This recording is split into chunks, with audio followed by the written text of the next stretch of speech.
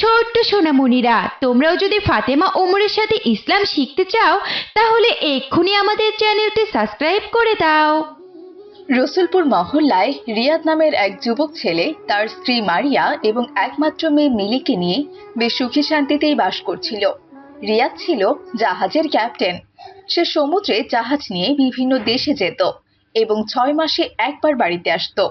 এ 6 মাস তার স্ত্রী মারিয়া এবং মেয়ে মিলি দুজনেই বাসায় থাকতো। একদিন মারিয়ার প্রচন্ড জ্বর হলো। আম্মু, তুমি এমন করছো কেন? মা মিলি, আমার জ্বরটা আজ খুব বেড়েছে রে। মনে হচ্ছে আমি আর বাঁচবো না। তুমি একটু তোমার বাবাকে ফোন করো, তাড়াতাড়ি তাকে বাসায় আসতে বলো। আমি মৃত্যুর আগে তোমার বাবার কাছে কিছু রেখে যেতে চাই মা। এইসব তুমি কি বলছো আম্মু? তোমার কিচ্ছু হবে না। আমি তোমার কিছু হতেই দেব না। আমি এক্ষুনি ডক্টর আঙ্কেলকে ফোন করছি। ডক্টর আঙ্কেল আসলে তুমি একদম ঠিক হয়ে যাবে আম্মু। না মা মিলি, তোমার ডক্টর আঙ্কেলকে ফোন করতে হবে না। ডক্টর এখন আর কিছুই করতে পারবে না। আমার সময় যে শেষ মা। তাছাড়া জ্বরের ওষুধ তো ঘরেই আছে, ওষুধও আর লাগবে না। আমি যেটা বলছি তুমি সেটাই করো। তোমার বাবাকে ফোন করে আসতে বলো। তোমার বাবাকে তাড়াতাড়ি আসতে বলো মা। আম্মু, বাবাজি এখন কোন দেশে আছে কে জানে? বাবাকে আসতে বললে কি তিনি আসতে পারবেন? বাবা তো জাহাজ নিয়ে বিভিন্ন দেশে দেশে ঘুরে বেড়ান। মা মিলি, গতকাল সকালে তোমার বাবার সাথে আমার কথা হয়েছিল। সে বলেছিল 2-1 দিনের মধ্যে বাসায় ফিরে আসবে। আমার মন বলছে সে এখন বাংলাদেশেই আছে। তুমি তাকে ফোন করো মা। আচ্ছা ঠিক আছে আম্মু, আমি এক্ষুনি বাবাকে ফোন করছি। এরপর মিলি তার বাবাকে ফোন করতে অন্য রুমে চলে গেল। আসসালামু আলাইকুম বাবা। ওয়ালাইকুম আসসালাম মা মিলি, কেমন আছো মা? আলহামদুলিল্লাহ বাবা, আমি তো ভালো আছি, কিন্তু আম্মু ভালো নেই। কাল থেকে আম্মুর ভীষণই জ্বর। আজকে আম্মু তার জ্বরের জন্য কথাও বলতে পারছে না, বিছানায় শুয়ে জ্বরে কাতরাচ্ছে। আমাকে আম্মু বলল আমি যেন তোমাকে তাড়াতাড়ি বাসায় আসতে বলি। তুমি এখন কোথায় আছো বাবা? মা মিলি, আমি তো এখন বাংলাদেশেই আছি, এই মুহূর্তে চট্টগ্রাম বন্দরে। আমি কালকের মধ্যেই বাসায় পৌঁছে যাব। তোমার আম্মুকে একজন ভালো ডাক্তার দেখাতে বলো আর ভালো ওষুধ খেতে বলো। আমি খুব শীঘ্রই চলে আসবো মা। আলহামদুলিল্লাহ। আচ্ছা ঠিক আছে বাবা, তুমি তাহলে তাড়াতাড়ি চলে এসো। আম্মুকে নিয়ে আমার খুব ভয় করছে। এরপর মিলি ফোন রেখে দিয়ে তার মায়ের রুমে চলে গেল। মা মিলি, তোমার বাবা কি বললো? সে বাসায় আসবে তো? আম্মু, বাবা বলল সে বাংলাদেশে আছে, চট্টগ্রাম বন্দরে, কিন্তু তিনি আজকে আসতে পারবে না। কালকে সকালের মধ্যেই সে বাসায় পৌঁছে যাবে। তুমি চিন্তা করো না, তোমাকে ভালো ডাক্তার দেখিয়ে ভালো ওষুধ খেতে বললো। বুঝতে পেরেছো? আমি কি ডক্টর আঙ্কেলকে ফোন করব আম্মু? না মা, ডক্টরকে ফোন করতে হবে না। ওই যে টেবিলের উপর ওষুধ রাখা আছে, তুমি ওখান থেকে ওষুধগুলো আমাকে দাও।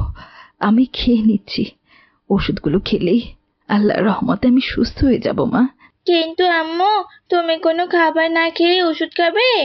ভয় পেও না মা, আমার খাবার খেতে হবে না মা মিলি। আমার পেট ভরাই আছে। তুমি শুধু ওষুধগুলোই আমাকে দাও আর 1 গ্লাস পানি দাও। যাও মা মিলি, আমি ওষুধ খেয়ে নিয়েছি। তুমি এখন খাবার খেয়ে ঘুমিয়ে পড়ো। এরপর মিলি খাবার খেতে চলে গেল। খাবার খাওয়া শেষ করে তার মায়ের পাশে ঘুমিয়ে পড়ল। এরপর রাত পেরিয়ে ভোর হলো। ভোরে ফজরের আজানের শব্দে মিলির ঘুম ভাঙলো। ফজরের আজান হচ্ছে, আম্মুকে নামাজ পড়ার কথা বলি। হ্যাঁ, আমিও গিয়ে নামাজ পড়ে নেই। আরে আরে, আমি এটা কি করছি? না না, আম্মু তো ভীষণ অসুস্থ, তাকে এখন ডাকা যাবে না।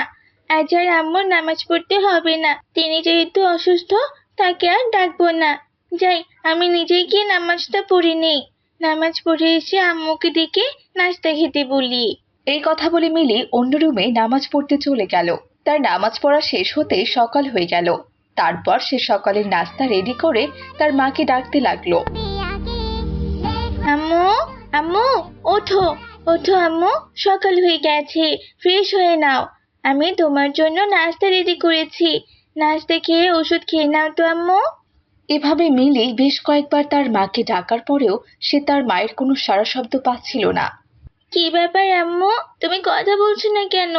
আম্মু, আম্মু কি হয়েছে তোমার? ওঠো আম্মু, ওঠো। এরপর আরো অনেকবার ডাকার পরে মিলি বুঝতে পারল যে তার মা আর এই দুনিয়াতে নেই, সে মারা গেছে। মারিয়ার মৃত্যুর খবর শুনে ওই মহল্লার অনেকেই সেখানে চলে এলো।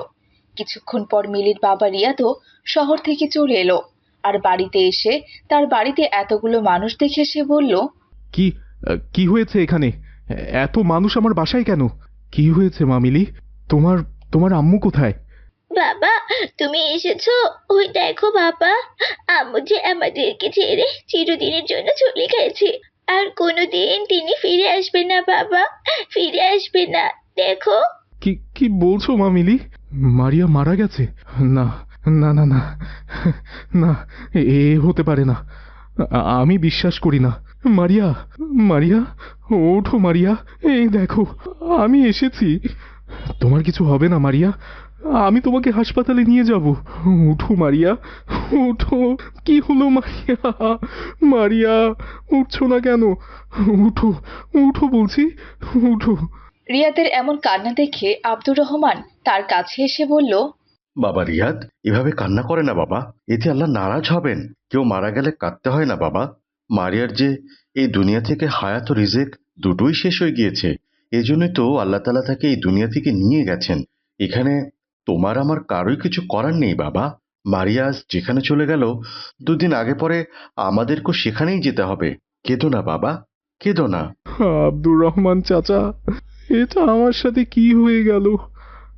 মারিয়া যে আমাকে ছেড়ে চলে যাবে, আমি এটা বিশ্বাসই করতে পারছি না। আমি 6 মাসের জন্য জাহাজে গিয়েছিলাম। প্রত্যেক দিন ওর সাথে কথা হতো আমার। ওর যে এত জ্বর হয়েছে, ও আমাকে কিচ্ছু বলেনি। কাল রাতে শুধু মিলি আমাকে ফোন করে বলেছিল তার মায়ের খুব জ্বর।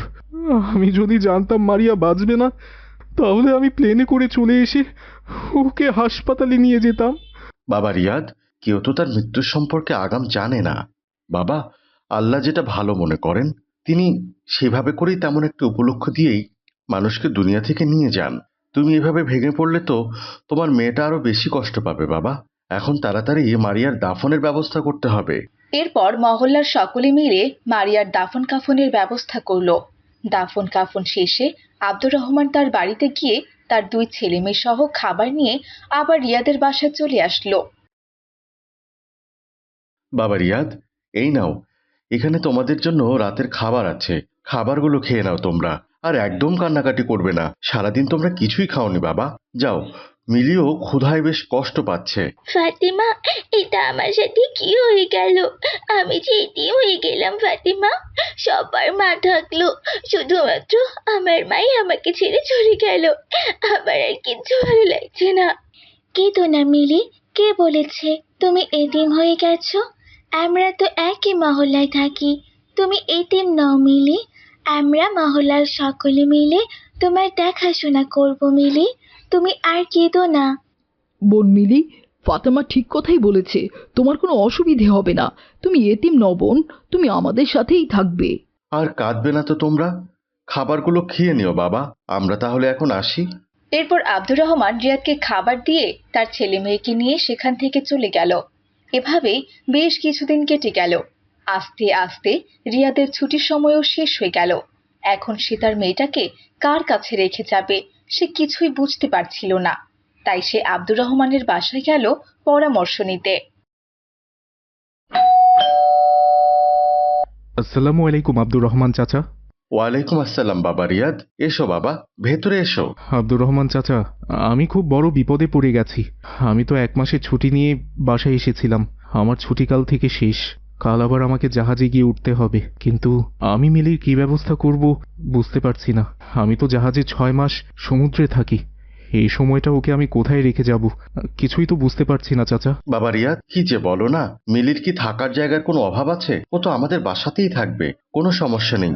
ও তোমার আমার মেয়ে ফাতেমার মতোই থাকবে। তুমি ওকে নিশ্চিন্তে রেখে যেতে পারো বাবা। না না না আব্দুর রহমান চাচা, এটা হয় না। আমার তো বাড়ি আছে। আমার বাড়িটা তো দেখাশোনা করতে হবে। তা না হলে যে 6 মাস পর আমি এসে দেখব আমার বাড়ি একটা ভুতুড়ে বাড়ি হয়ে গেছে। তাই আমি চাইছিলাম কোনো একজন কেয়ারটেকার মহিলাকে বাড়িতে রাখতে, আমার মেয়েটা তার সাথে রেখে যেতে। তাকে মাসে মাসে আমি বেতনও দিতাম। বাবা রিয়াদ, এটা তো মহল্লা, এখানে ওরকম মানুষ পাওয়া যাবে না। তার উপর আজকাল প্রায় মানুষ তো চোর বাটপারেই ভরে গিয়েছে। দেখবে তোমার বাড়ির জিনিসপত্রগুলো নিয়ে পালিয়ে যাবে। সেটা অবশ্য আপনি ঠিক বলেছেন চাচা, কিন্তু এখন আমি কি করতে পারি? হ্যাঁ বাবা রিয়াদ, এটা তো একটা খুবই চিন্তার বিষয়। আচ্ছা বাবা রিয়াদ, এক কাজ করলে কেমন হয়, তুমি বরং আর একটা বিয়ে করে নাও। মিলি তো এখনো ছোট, ওর তো মায়ের আদর যত্ন ভালোবাসা দরকার। আর তুমিও বেশ যুবক রয়েছো এখনো, এই অবস্থায় আর কতদিন থাকবে বাবা? তুমি একটি বিয়ে করলে মিলি একটি মা পেয়ে যাবে, আর তোমার বাড়িতে থাকারও একটা মানুষ হয়ে যাবে। চাচা যান, আপনার প্রস্তাবটা তো মন্দ নয়, কিন্তু এই অবস্থায় আমাকে কে বিয়ে করবে? আমি তো 6 মাস বাড়িতেই থাকি না। চিন্তা করো না বাবা রিয়াদ, একজন মেয়ে আছে, সে তোমাকে অবশ্যই বিয়ে করবে। সে হচ্ছে আমাদের মহল্লার মাদ্রাসা শিক্ষিকা সায়রা। সায়রার স্বামী অ্যাক্সিডেন্ট করেই মারা গিয়েছে। তারপর থেকে সে তার বাবার বাড়িতেই থাকে। ওর বাবার সাথে আমার কথাও হয়েছে। সে আমাকে বলেছে ভালো একজন ছেলে পেলে সে তার মেয়েটার বিয়ে দেবে, কিন্তু সে ভালো পাত্র পাচ্ছিল না। সায়রা যেহেতু শিক্ষকতা করে আর এই মহল্লাতেই থাকে, তুমি চাইলে ওকে বিয়ে করতে পারো বাবা। আমি তাহলে ওর বাবার সাথে একবার একটু কথা বলবো। আচ্ছা ঠিক আছে চাচা যান, আপনি তাহলে বিয়ের ব্যবস্থা করুন। এরপর রিয়াদের সাথে সায়রার বিয়ে হয়ে গেল। রিয়াদ সকালবেলা সায়রা আর মিলিকে ডেকে বলল, আমি চলে যাচ্ছি সায়রা, তুমি আমার মেয়েটাকে দেখে রেখো। ওর যেন কোনো অসুবিধে না হয়। ও যে ওর মাকে হারিয়েছে সেটা যেন ও বুঝতে না পারে। আপনি কোনো চিন্তা করবেন না, আমি মিলিকে আমার নিজের মেয়ের মতোই আগলে রাখবো। আপনি নিশ্চিন্তে যেতে পারেন। তুমি আমাকে বাঁচালে সায়রা, আমি খুবই চিন্তায় ছিলাম। মা মরা মেয়ে আমার, ওর কি হবে সেটা ভেবে আমি খুব চিন্তিত ছিলাম। তুমি যেহেতু একজন শিক্ষিকা, তুমি ওর বিষয়টা বুঝবে। আমি আশা করি ওর কোনো অসুবিধে হবে না। আমি তাহলে এখন আসি সায়রা। আচ্ছা ঠিক আছে। মা মিলি, তুমি মায়ের সাথে থেকো কেমন? মা যেটা বলে সেটাই শোনো। মায়ের কথার একদম অবাধ্য হবে না কিন্তু। আর মন দিয়ে লেখাপড়া করো। আমি 6 মাস পরে ঠিক চলে আসব। আচ্ছা ঠিক আছে বাবা, আসসালামু আলাইকুম। ওয়ালাইকুম আসসালাম। এরপর রিয়াদ সবার থেকে বিদায় নিয়ে আবার তার কর্মস্থলে চলে গেল। তো বন্ধুরা, তোমাদের কি মনে হয়, মিলির সৎমা সায়রা কি সত্যি সত্যি মিলির সাথে তার নিজের মায়ের মতো আচরণ করবে, নাকি সৎ মায়ের মতোই আচরণ করবে? তা যদি তোমরা জানতে চাও, তাহলে স্কুল শিক্ষিকা সৎমা গল্পের 2য় পর্ব দেখতে একদম ভুলো না কিন্তু। আর আমাদের এই গল্পটা কে কোথা থেকে দেখছো তা কমেন্টস করে জানিয়ে দাও। আজ তাহলে এখানেই বিদায় নিচ্ছি ছোট্ট বন্ধুরা, ভালো থেকো তোমরা। আসসালামু আলাইকুম রহমতুল্লাহ। মারিয়া, এই মারিয়া, কোথায় রে তুই? জলদি এদিকে আয়। গভীর রাতে প্রভুর প্রেমে জাগতা। আসসালামু আলাইকুম। মা, আমাকে ডেকেছো? হ্যাঁ হ্যাঁ, তোকেই ডেকেছি। কোথায় গিয়ে আড্ডা দিচ্ছিলি শুনি? বেলা কত হয়েছে? মিলি তো স্কুলে যাবে নাকি? ওর জন্য এখনো নাস্তা রেডি করিসনি কেন? আর তাছাড়া আমার চাইবা কোথায়? কি বলছো মা? একটু আগেই তো সকাল হলো। আলহামদুলিল্লাহ, আমি ঘুম থেকে উঠে ফজরের নামাজ পড়ে উঠান ঝাড়ু দিচ্ছিলাম। উঠান ঝাড়ু দেওয়া শেষ হলে তারপর নাস্তা রেডি করব। দেখেছো মা, দেখেছো কেমন বিরক্তির সুরে আমাদের সাথে কথা বলছে? মনে হচ্ছে ওই বাড়ির মালিক আর আমরা এই বাড়ির কাজের মানুষ। নাউজুবিল্লাহ, কি বলছিস বোন? আমি আবার কখন এইসব কথা বললাম? আমি তো বললাম একটু পরেই নাস্তা তৈরি করতে যাব। হ্যাঁ হ্যাঁ, আমি বুঝে গেছি সব। আমি সৎমা বলে আমার কথার কোনো দাম নেই। আমার কথা তো তেতো লাগবেই। এখানে আর দাঁড়িয়ে থাকিস না, তাড়াতাড়ি যা, নাস্তা রেডি করে নিয়ে আয় আমার জন্য। আচ্ছা ঠিক আছে মা, আমি এক্ষুনি যাচ্ছি। এরপর মারিয়া চলে গেল নাস্তা তৈরি করতে। কিছুক্ষণ পর সে নাস্তা তৈরি করে নিয়ে ফিরে এলো আর তার সৎমা এবং সৎবোন মিলিকে খেতে দিল।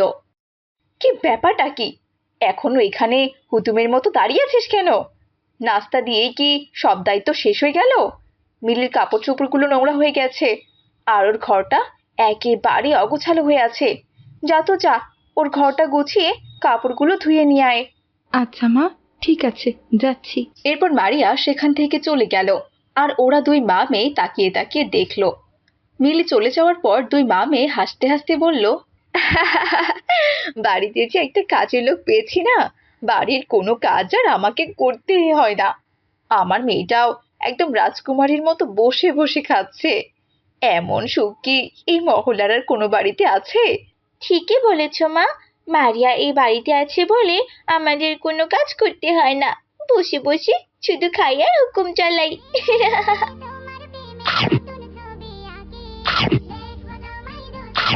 এদিকে মারিয়া মিলির ঘর গোছানো শেষ করে ওর ময়লা কাপড়গুলো ধুতে চলে গেল পুকুর পাড়ে। তখনই সেখানে মিলির বাবা মাহাতাব মিয়া চলে এলো।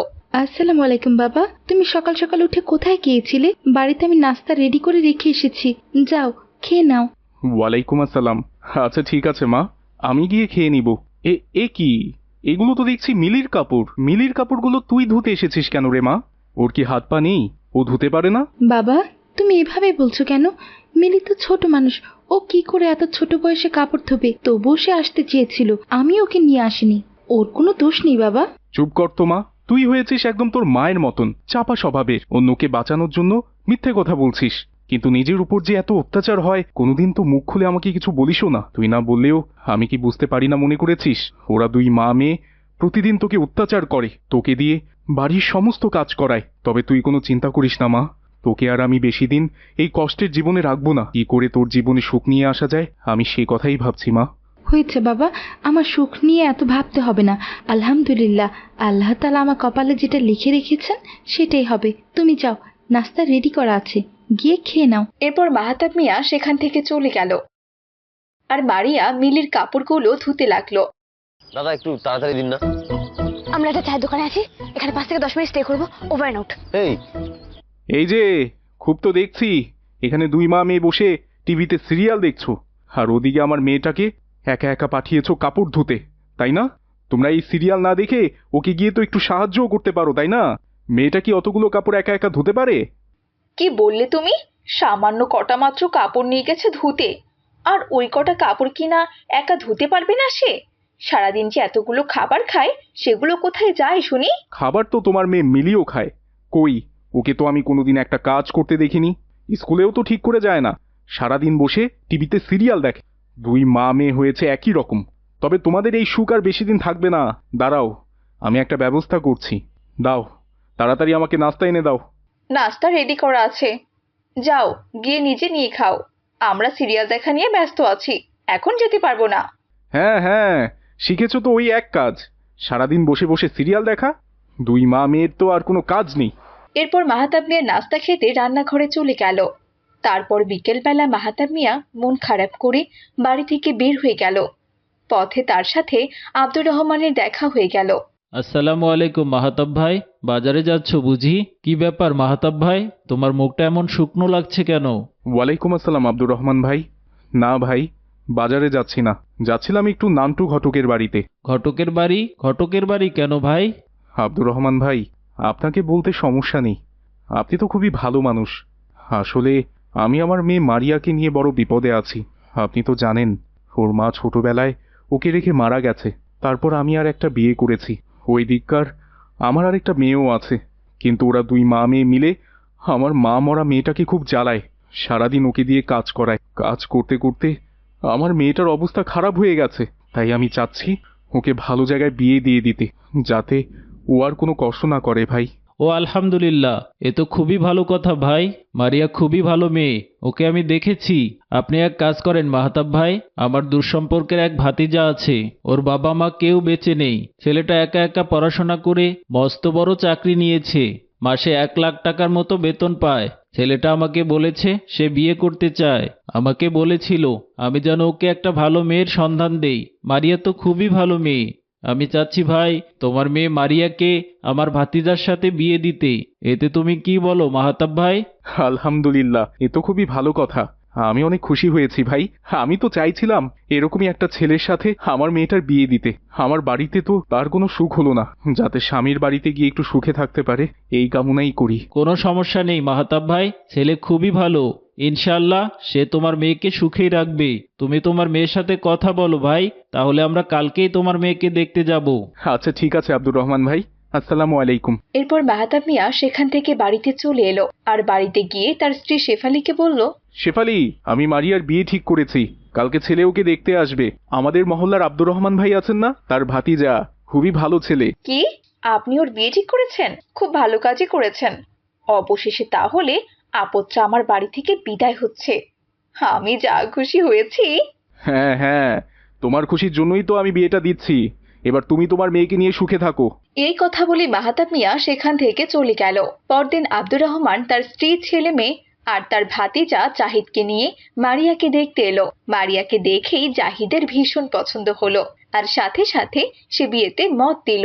আগামী শুক্রবার বিয়ে হবে সেটা ঠিক করে আব্দুর রহমান সহ তারা সবাই সেখান থেকে চলে গেল। এদিকে মিলি এসবের কোনো কিছুই জানতো না। তাদের বাড়ির সামনে এসে মিলি মেহমানদের চলে যেতে দেখে বলল, এরা আবার কারা? আমাদের বাড়িতে কেন এসেছিল? কিছুই তো বুঝতে পারছি না। যাই তো, ভেতরে গিয়ে মাকে জিজ্ঞেস করি তো। মা, বাড়িতে দেখলাম অনেক মেহমান এসেছিল, ওরা কারা বলো তো? আর তাছাড়া আমাদের বাড়িতে কেন এসেছিল মা? মা রে, তুই এসেছিস? তোকে তো বলাই হয়নি। আমাদের বাড়ি থেকে আপদটা বিদায় হচ্ছে, জানিস? আপদ? আপদ কে মা?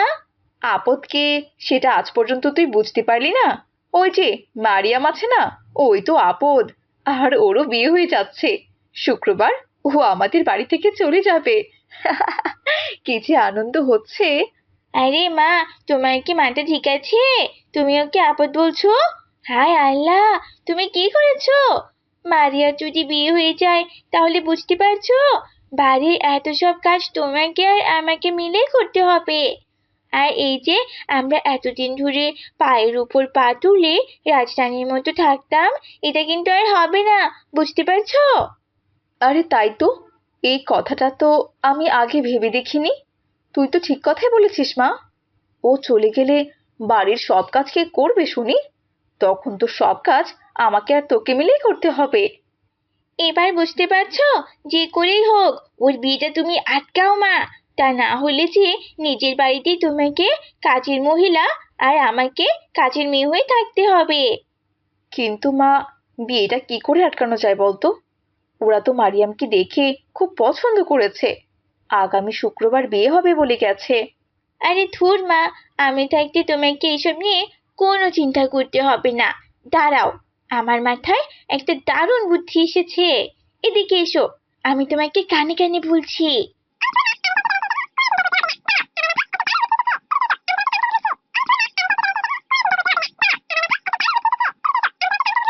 ওরে বাবা, কি দারুণ বুদ্ধি! এই না হলে আমার মেয়ে। এবার দেখবো ওই মারিয়া কি করে এই বাড়ি থেকে যায়। সারা জীবন ওকে এই বাড়িতে পচে মরতে হবে, আর এ বাড়ির কাছেচি হয়ে থাকতে হবে। কিন্তু দুই মা মেয়ের এসব শয়তানি কথাবার্তা মাহাতাব মিয়া দরজার আড়াল থেকে শুনে ফেলে। হায় আল্লাহ, এরা তো দেখছি আমার মেয়েটার সর্বনাশ করার কথা ভাবছে। কিন্তু ওরা কি বুদ্ধি করলো সেটাই তো আমি বুঝতে পারলাম না। কথাগুলো তো কানে কানে বলেছে। না না না, মারিয়াকে যে সাবধান করতে হবে। মারিয়াকে বলতে হবে যেন বিয়ের আগে কদিন সাবধানে থাকে, তা না হলে ও নিশ্চয়ই কোনো বড় বিপদে পড়ে যাবে। এরপর মাহতাব মিয়া গিয়ে মারিয়ামকে সমস্ত কথা খুলে বলল। সে আরো বলল, যতদিন তার বিয়ে না হয়েছে ততদিন এই বাড়িতে সাবধান আর সতর্ক হয়ে থাকতে। যে কোনো সময় ওর উপর কোনো হামলা হতে পারে। আচ্ছা ঠিক আছে বাবা, তুমি কোনো চিন্তা করো না, আমি এখন থেকে সতর্ক আর সাবধানে থাকার চেষ্টা করব। পরদিন সকালবেলা রান্নাঘরে মিলি রান্না করছিল, আর পাশে শেফালি বেগম দাঁড়িয়েছিল। তারপর শেফালি মারিয়াকে ডেকে বলল, মা মারিয়া, মিলি তো স্কুলে যাওয়ার সময় হয়ে গেছে রে মা। ও রেডি হয়ে স্কুলে যাবে। তুই এখন রান্নাটা কর না মা। আমার শরীরটা বেশ একটা ভালো লাগছে না, জানিস তো। মা, এইভাবে বলছো কেন? রোজ তো আমি রান্না করি, আজ আবার মিলিকে রান্না করতে দিয়েছো কেন? মিলি, সরে যা বোন, তোকে রান্না করতে হবে না, আমি রান্না করছি। আসলে মা, তুই তো চলে যাবি বল, তাই ওকে বলছিলাম রান্নাটা শিখে নিতে। যে কয়দিন আমি এই বাড়িতে আছি সেই কয়দিন আমাকেই রান্না করতে দাও মা। মিলি, সরে যা বোন। এরপর মিলি চুলার সামন থেকে সরে যায় আর মারিয়ার পেছনে গিয়ে দাঁড়ায়। এরপর মিলি যেই না পেছন থেকে ধাক্কা দিয়ে মারিয়াকে চুলার আগুনে ফেলতে চায়, অমনি মারিয়া সেখান থেকে সরে যায় আর মিলি গিয়ে সে চুলার আগুনের মধ্যে পড়ে যায়। চুলার মধ্যে মিলির মুখ পুড়ে আগুনে একদম ঝলসে যেতে থাকে। মা গো, আমাকে তুমি বাঁচাও, আমার মুখ যে জ্বলে গেল, পুড়ে গেল, আমাকে তুমি বাঁচাও। মা, কোথায় তুমি? বাঁচাও আমাকে। মিলির চিৎকার চেঁচামেচির শব্দ শুনে মাহতাব মিয়া সেখানে আসে। তারপর সে মিলিকে হাসপাতালে নিয়ে যায়।